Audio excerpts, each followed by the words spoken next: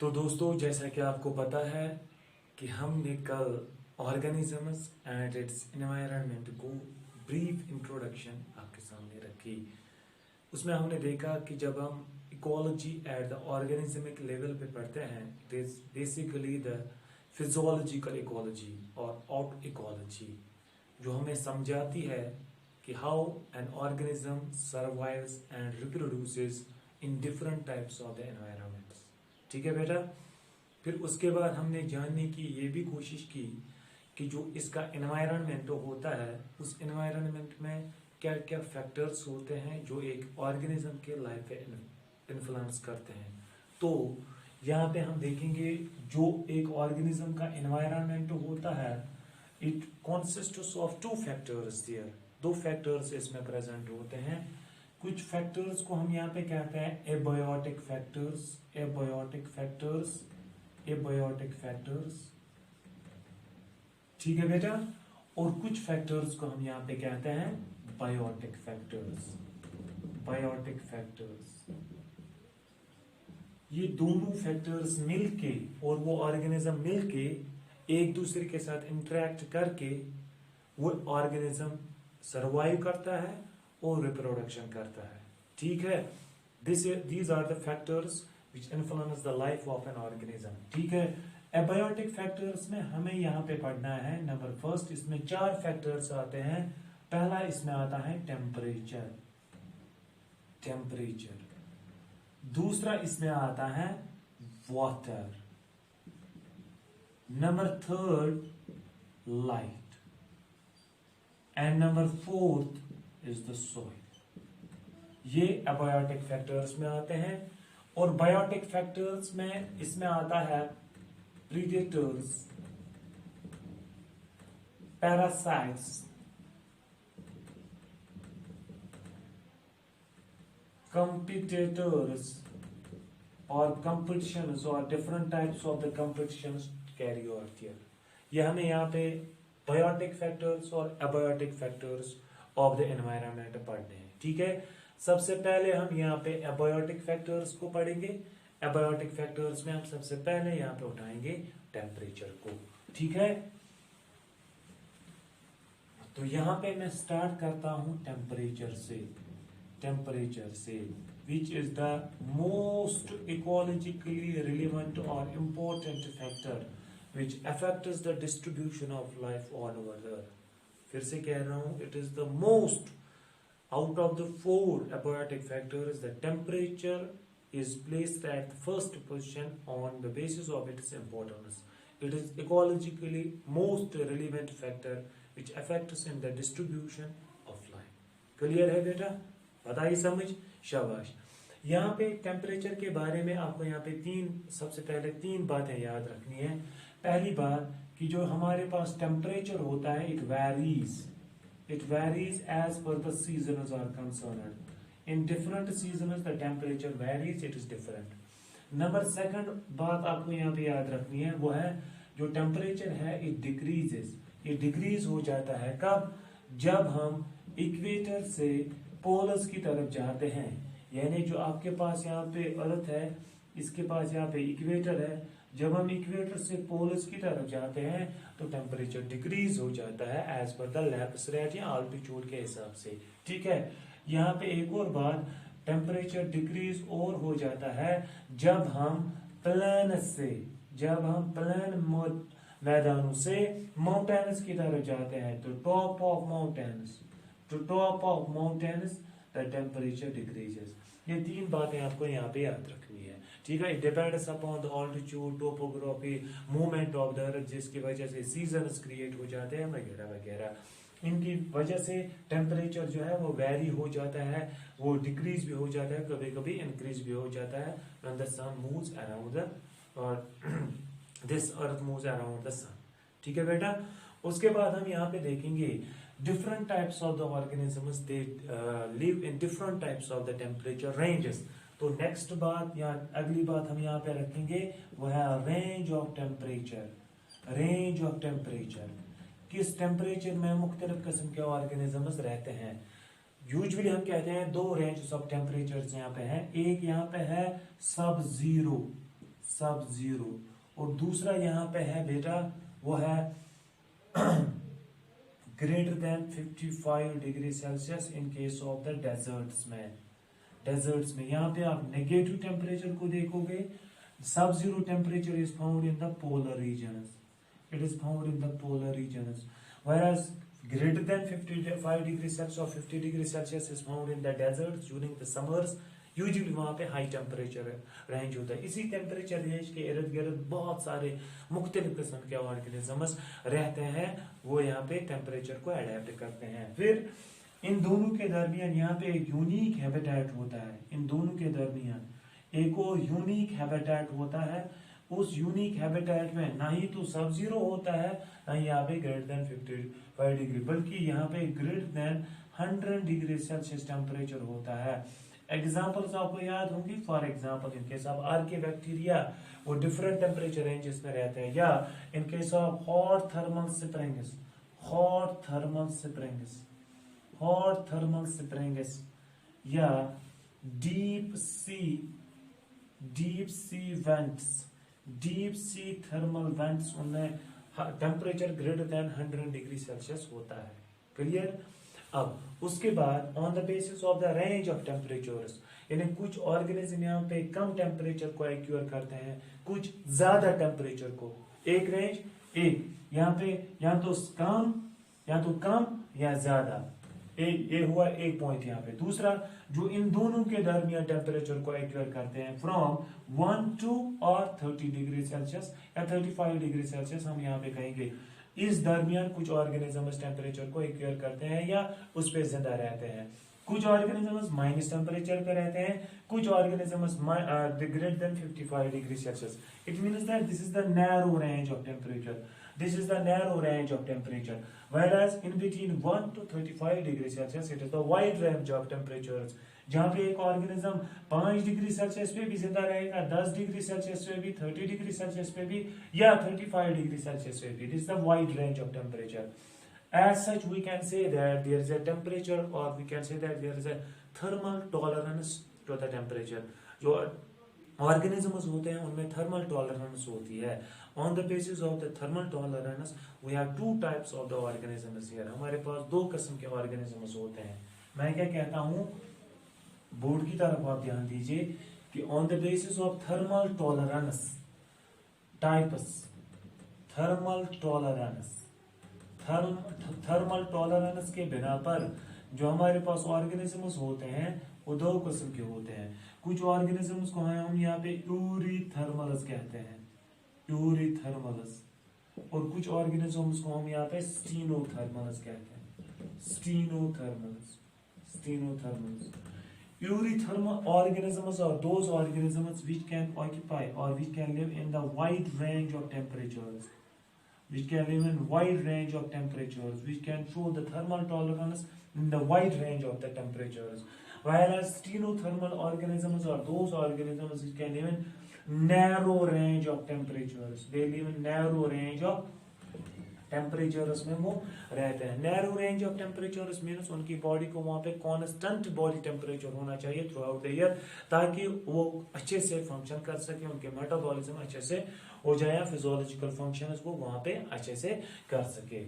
यहाँ पे यूरीथर्मल्स में आप एग्जांपल लोगे मोस्ट ऑफ मैमल्स आप यहाँ पे एग्जांपल लोगे, जैसे ह्यूमन्स हम हैं। और स्टीनोथर्मल्स में आप एग्जांपल लोगे यहाँ पे, for example we have lizards,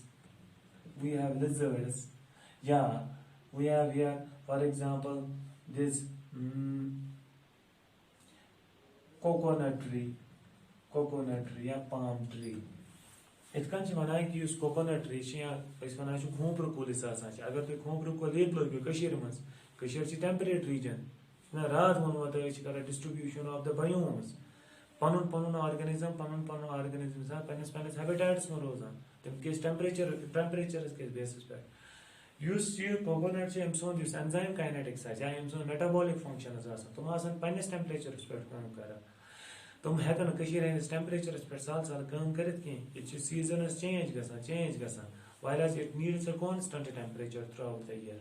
इन पर क्या चीज काम करना इन पर तुम क्वेश्चन करना sir how different types of the organisms are able to live in different types of the temperatures और how they are able to tolerate the different thermal conditions और थर्मल लेवल्स। ठीक है बेटा, इसका मतलब ये हुआ क्वेश्चन वनान कशर पे तुम वो सा मुख्तलिफ किस्मिक ऑर्गेनिजम्स कित मुख्तलिफ किस्मिक टेम्परेचर मज रोजान मुख्तलिफ टेम्परेचर मुख्तलिफ हैबिटेटन मज रोजान।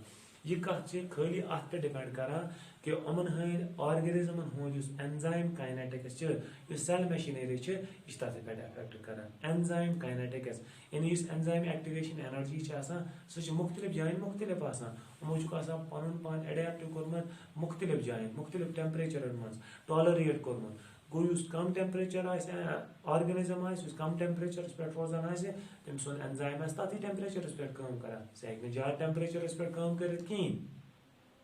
ठीक है, यम सुन ज्यादा टेम्परेचर पे काम करान सह हे फॉर एग्जाम्पल ग्रेटर देन 55 सह हे कम टेम्परेचर मज काम कर साल साल कहें। कत समझ गो अस नश मुख्तलिफ किस्मिक ऑर्गेनिजम्स यह डिपेंड कर तमन हंदिस एंजाइम काइनेटिक्स पे अमन कमन कम किस्मिक प्रोटीन्स अमन बॉडी मज इन टर्न तमन हज मेटाबॉलिज्मस पे असर करान अमन हंदिस फिजियोलॉजिकल फंक्शन पे असर करान।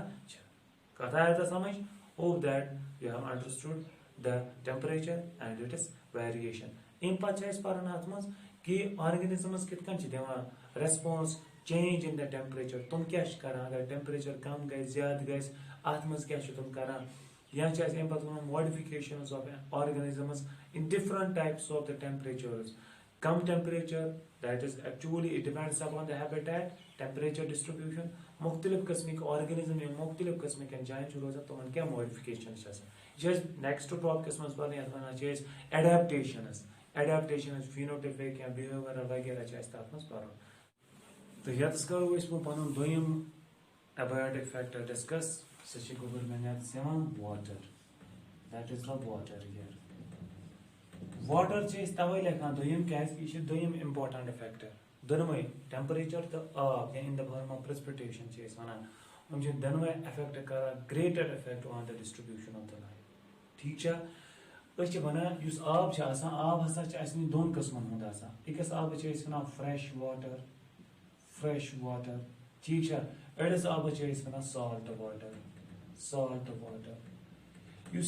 वाटर या वन फ्रेश वाटर या वन salt water it depends upon the type of the salt concentration salt concentration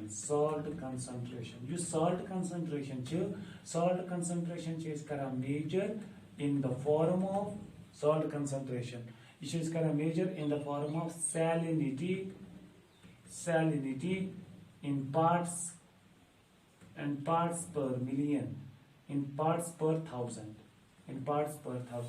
ये salt concentration करान determine usually fresh water salt concentration less than 1 salt water तथ greater than 5 and less than greater than 5 usually greater than 5 salt concentration। ठीक है वनान आबस मज organisms रोजान आबस मज organisms रोजान तुम पता तुमन वन एक्वाटिक ऑर्गेनिजम्स क्या वन एक्वाटिक ऑर्गेनिजम्स गो ठीक।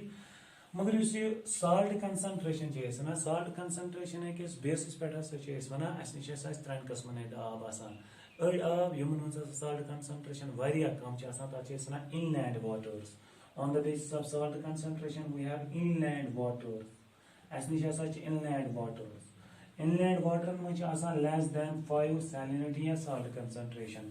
तम पे नंबर सेकंड सह सी या समंदर अत मज सैलिनिटी या साल्ट कंसंट्रेशन 3 to 35 गो ठीक।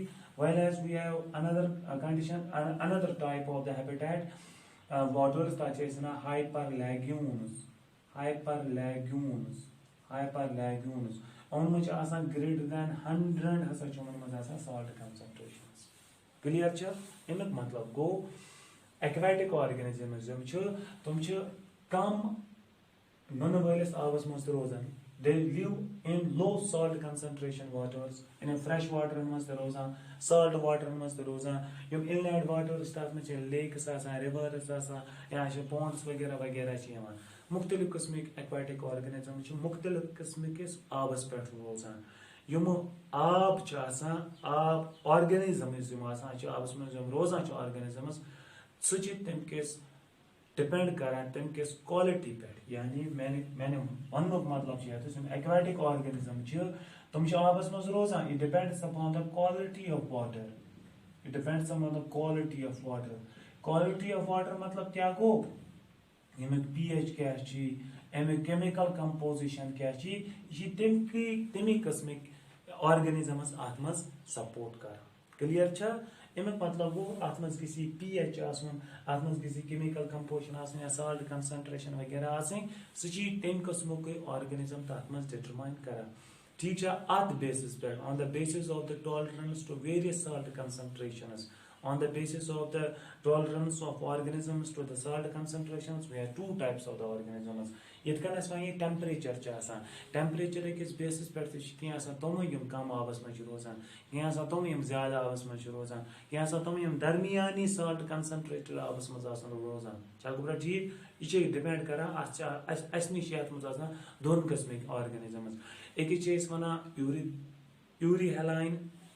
यूरिहालाइन दमिस स्टीरोहालाइन यूरिहालाइन गई तम ऑर्गेनिजम्स जो wide range of salt concentration pH मज रोजान व्हेरेas स्टीनोहालाइन तम narrow range of pH salt concentration मज रोजान क्लियर छ गोब्रा तम पे बे निश क्वेश्चन वातान तुम वन सा एक्वाटिक ऑर्गेनिजम्स एक्वाटिक ऑर्गेनिज्म हसा चूंकि आबस वन आबच किल्लत जन ग ना यह अत पे डिपेंड कर कह बल्कि यह डिपेंड कर तुम ऑस्मोटिक कंसंट्रेशन पे कर डिपेंड यह तुम ऑस्मो रेगुलेशन पे डिपेंड कर कह समझ यम वन लो यम कम आबस मज या लो सॉल्ट कंसंट्रेटेड आबस मज रोजान they cannot live for the long time in the high salt concentrated water because तुमन this osmotic concentration is this one this is actually hypertonic solution hypotonic solution that must get so create they can later on die तवे छन तुम हेका आक sense आबस मज ज्यादा times मज रोजित के because of the osmotic concentrations osmotic regulations clear छ इन वो अत मन क्या मॉडिफिकेशन एक्वाटिक ऑर्गेनिज्म क्या मॉडिफिकेशन एक्वाटिक ऑर्गेनिज्म आबस मज रोज ठीक है यह गई एक्वाटिक ऑर्गेनिज्म कत इन करो टेरिस्ट्रियल ऑर्गेनिज्म चूंकि उमन ते आब जरूरत उमन आब पे इन the form of rainfall in the form of precipitation ठीक है This precipitation together with the temperature is affect करा vegetation मुख्तलिफ किस्म की vegetation निश यवान या मुख्तलिफ किस्म terrestrial habitats निश साहब तय निश ब्रोन कन तो यू अत में मुख्तलिफ किस्म की vegetation यत में मुख्तलिफ किस्म water या precipitation यत में मुख्तलिफ किस्म की flora fauna survive ठीक है that's all for today see you tomorrow thank you so much